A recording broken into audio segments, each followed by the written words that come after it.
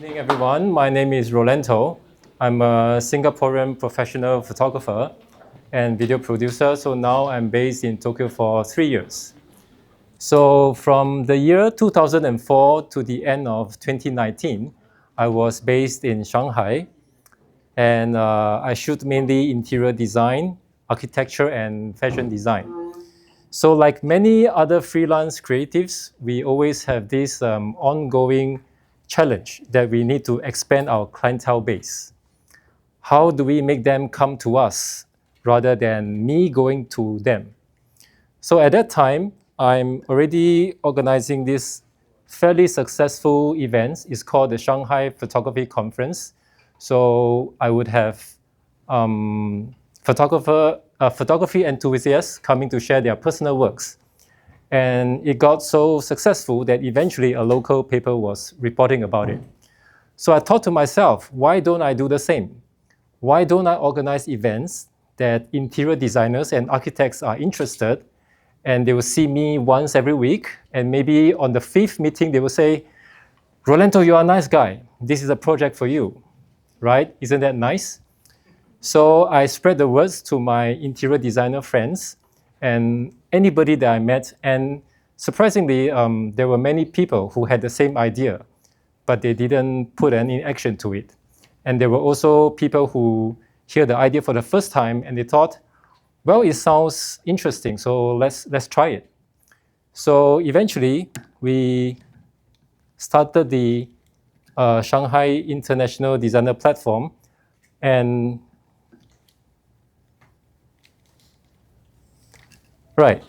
we have events once every 2 weeks, and eventually it became once every week. We would have interior designers, architects coming to share their works.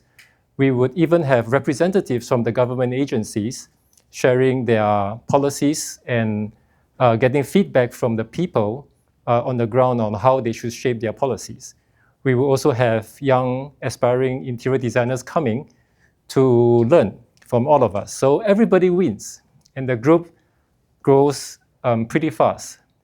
So before I even get my first interior photography project from this endeavor, I start to think to myself, why don't I just monetize from this group? Why go through all the hassle of taking photos? So we registered this company, and this company would have 5 shareholders. So Mr. A, Mr. C, and me would each hold 30% of the shares of the company.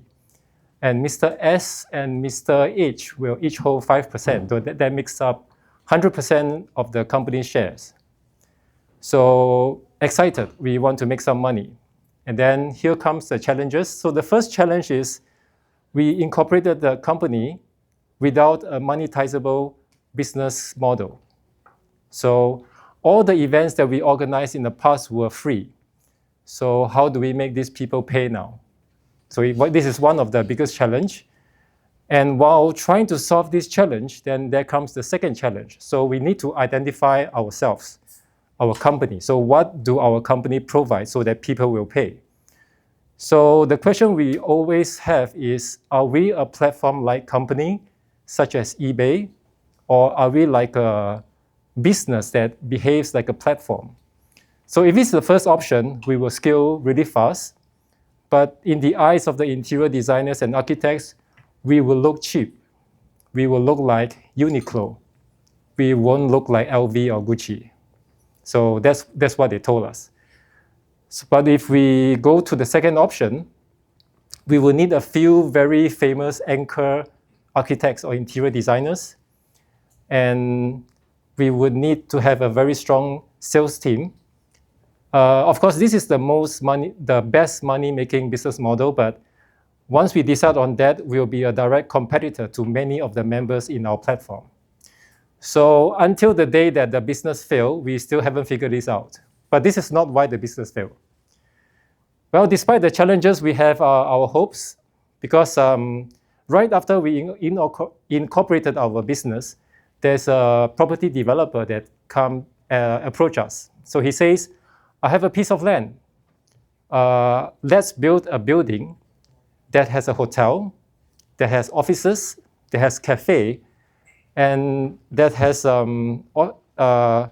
restaurants, targeted specifically for interior designers and architects. And we were excited because we didn't know there would be people that believe in what we were doing so much.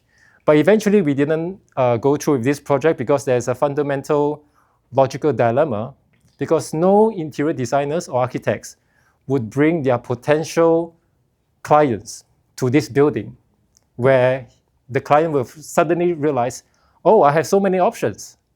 So eventually it didn't go through, but the fact that all these this property developer saw the potential in us gave us hope that what we are doing is right. And another source of our hope is also there are 40 limited partners that donated small amount of money for us to keep on doing what we were doing. So they told us, well, you don't have to figure it out now. Just keep growing the group, and it will grow to a size where all the hot money in Shanghai would no longer ignore us. There were people like the property developer coming to us with a business plan in mind on how to monetize from us. So maybe that's the reason why we go on so long without really seriously thinking how to have a monetization plan. But eventually it still failed. So that's why I'm here talking about it. Because one of the major shareholders, I would say maybe he screwed up, or maybe I would say he betrayed us. So what happened was he was tasked to submit the papers to register the company in the Shanghai Commercial Bureau. He was busy, so he asked his wife, who had some legal knowledge, to do it. So what his wife did was, at the Commercial Bureau, she changed the shareholder ratio. So Mr. A became 60%. Me and Mr. C would have our shares reduced from 30% to 15%. And Mr. H and Mr. S shares remain unchanged. So in the past, all decisions are made collectively. There's no one person who can just say, let's do it this way. But now it's possible. With Mr. A holding 60%, he can make all decisions without considering all our opinions. So we were furious. In our last very ugly general meeting, it was ugly. So after that, all our communications are just through lawyers, and even after today, the dispute wasn't resolved. So so it failed. But like my idol, I have an idol. He was a Taipei mayor. He said that we should always listen to failure stories, because there are people who paid their school fees for us to learn for free. So that is why I'm very happy there's this Tokyo Failure Club. So this is what I learned. So lesson one is, no matter how much you feel passionate about the business, please have a monetization plan. It need not be perfect, but you need to have one so that you can improve on it as you go step by step. And lesson two is, so if you're working with creatives, so thinking back now, I think it is quite true. Creatives don't want to be seen like they are designer for Uniqlo. They want to be seen like they are designer for Gucci or Prada. So I could agree maybe 60%. So if there's anyone who think otherwise, we can have a discussion after this. And the last lesson was, of course, people are corruptible. And I wouldn't say it is his fault, or, I always believe that there are no bad people, just bad circumstances. So just be more careful next time. And I already paid for the lesson, so you don't have to. Right. Okay, so thank you for your time. Thank you for coming.